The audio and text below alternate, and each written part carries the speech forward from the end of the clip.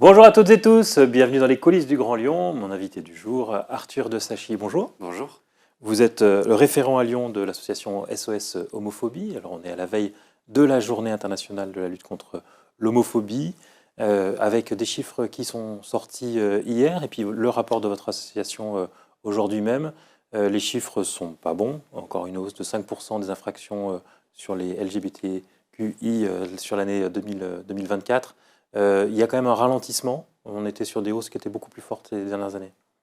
En effet, il y a des chiffres qui augmentent auprès du ministère de l'Intérieur.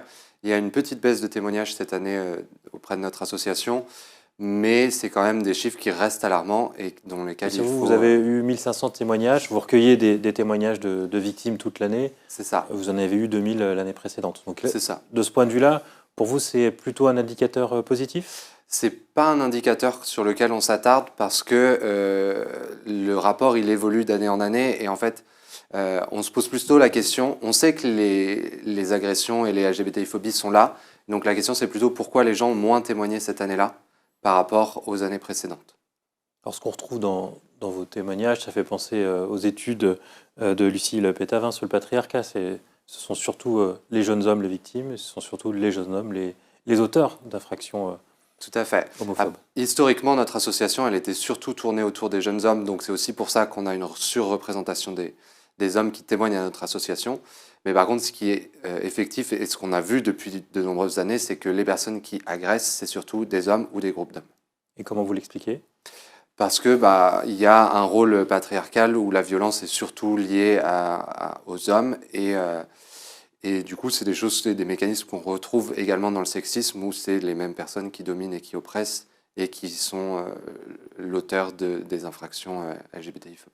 Et comment vous comprenez cette hausse continue des actes ? C'est parce que là, il y a peut-être plus de plaintes aussi, il y a peut-être plus de signalements ? Il y a plus de signalements parce qu'il y a plus de personnes. La parole se libère un peu plus ? C'est ça. Il y a un courant de parole qui se libère et notamment il y a plus de gens qui sont ouvertement LGBTI maintenant, qui osent l'affirmer beaucoup plus facilement. Et donc de fait, il y a des gens qui sont plus visibles et donc plus à risque de subir des agressions ou des discriminations. Et donc de fait, il y a une augmentation aussi des témoignages dans ce sens-là. Et après, on voit aussi qu'il y a un contexte politique avec une montée de l'extrême droite en France et dans le monde, qui a libéré une parole qui était notamment transphobe, mais aussi de façon plus globale LGBTI-phobe, qui banalise et légitime, entre guillemets, une forme de violence envers les personnes LGBTI. Et alors d'où vient l'homophobie ? Nous, chez SOS Homophobie, on combat l'idée que les LGBTI-phobies viennent notamment du sexisme parce que c'est les mêmes phénomènes de domination, les mêmes phénomènes qui se construisent. Et en fait, le sexisme est la base des LGBTI-phobies et notamment de l'homophobie parce qu'il y a cette idée que l'homme serait supérieur au reste des habitants et notamment des femmes et que les hommes gays seraient déclassés par rapport aux hommes qui seraient des sous-hommes parce qu'ils trahissent une certaine forme de groupe social, et que les femmes seraient aussi vues négativement dans ce sens-là. Donc nous, on pense que combattre le sexisme, c'est une action qui est nécessaire pour lutter contre la LGBTI-phobie. Mais d'où viennent cette hausse de l'homophobie ? On entend dénoncer notamment le discours de droite, d'extrême droite, contre le présumé wokisme. C'est ça le principal problème aujourd'hui ? En tout cas, aujourd'hui, c'est ça qui exacerbe les discours. C'est-à-dire on a vraiment une parole décomplexée de la part de l'extrême droite envers les personnes LGBTI qui se traduit par des actions parce qu'en fait, quand on commence à autoriser certaines paroles, notamment sur des paroles qu'on a entendues de l'extrême droite contre le mariage pour tous dès 2013, ça autorise les actions derrière de la population de se dire si les politiques et les médias ont le droit de dire ça, moi aussi j'ai le droit de le dire, et ça conduit même des gens à penser qu'ils ont le droit de passer à l'acte avec des actes violents, et on le voit, on a des agressions physiques qui ont lieu extrêmement fréquemment et qui ressortent prépondéramment dans notre rapport aussi. Alors, l'année 2024 n'a pas été notamment complètement négative, avec quand même des choses qu'on n'avait pas l'habitude de voir. Je pense dans les stades de foot, désormais les matchs s'arrêtent quand il y a des chants homophobes. Est-ce que ça, c'est des signaux positifs ? Je pense aussi peut-être à la cérémonie d'ouverture des Jeux Olympiques, qui a marqué, qui avait un côté très queer. Oui, il y a des signaux positifs, il y a des choses très intéressantes, notamment l'année 2024, c'était une année de sport pour la France, et il y a eu des choses très intéressantes.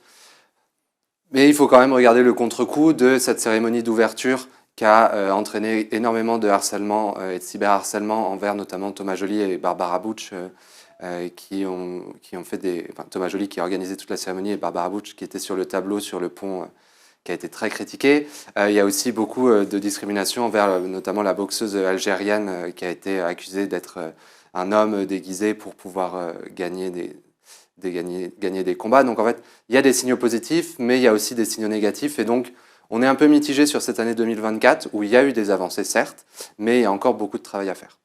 C'est le cas aussi dans la région lyonnaise. Vous n'avez pas de chiffres sur Lyon, mais quand on pense aux événements marquants de l'année, il y avait le nouveau passage piéton à la Guillotière en forme d'arc-en-ciel, ou aussi le tramway aux couleurs de la Marche des Fiertés. Ça a été l'occasion d'un déferlement sur les réseaux sociaux aussi, mais vous retenez quoi? Vous retenez le fait qu'aujourd'hui, ce soit inscrit, ce passage piéton à la Guillotière, il soit toujours là, il ne soit pas dégradé, il ait pris ses habitudes, entre guillemets, ou vous retenez les messages qu'il y a eu sur les réseaux sociaux?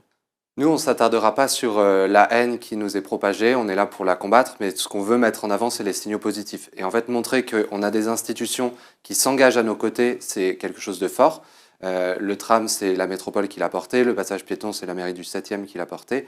Et donc nous, ça nous fait extrêmement plaisir que ces signaux soient portés et surtout qu'ils soient soutenus après par les institutions, que les institutions ne reviennent pas en arrière face aux messages de haine et aux dégradations. Ça, c'est extrêmement important pour nous. Quel type de collaboration vous prévoyez pour l'année 2025? C'est qu'il y a notamment les Eurogames qui seront accueillis à Lyon cet été. Vous serez particulièrement mobilisés? Oui, donc les Eurogames qui seront là du 23 au 26 juillet, nous, on va être mobilisés. De toute façon, on va être mobilisés à partir de maintenant, du mois de mai jusqu'à juin, c'est tout le mois des fiertés, donc on sera extrêmement mobilisés.